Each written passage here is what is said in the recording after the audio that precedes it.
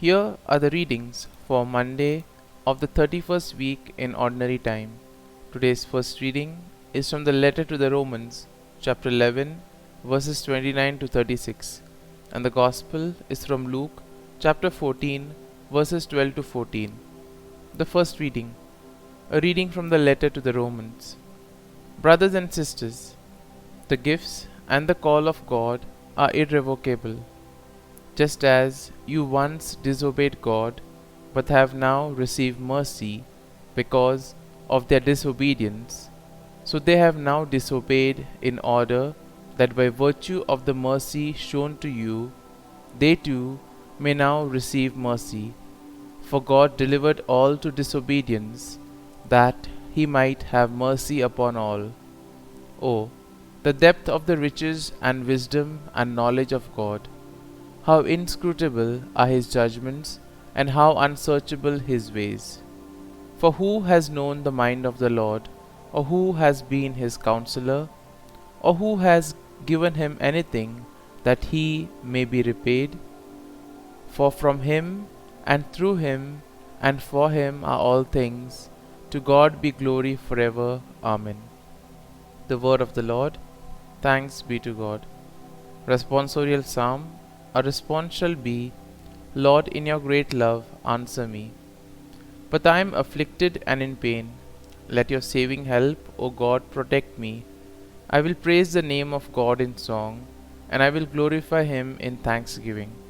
Response: Lord, in your great love, answer me. See, you lowly ones, and be glad. You who seek God, may your hearts revive. For the Lord hears the poor, and his own who are in bonds he spurns not. Response: Lord, in your great love, answer me.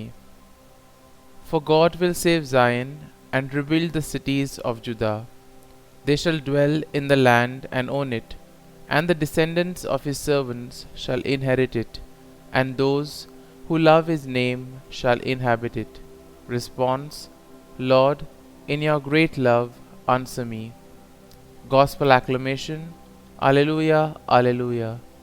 If you remain in my word, you will truly be my disciples, and you will know the truth, says the Lord. Alleluia, Alleluia. A reading from the Holy Gospel according to St. Luke. On a Sabbath, Jesus went to dine at the home of one of the leading Pharisees. He said to the host who invited him, When you hold a lunch or a dinner, do not invite your friends or your brothers or sisters or your relatives or your wealthy neighbors, in case they may invite you back and you have repayment. Rather, when you hold a banquet, invite the poor, the crippled, the lame, the blind.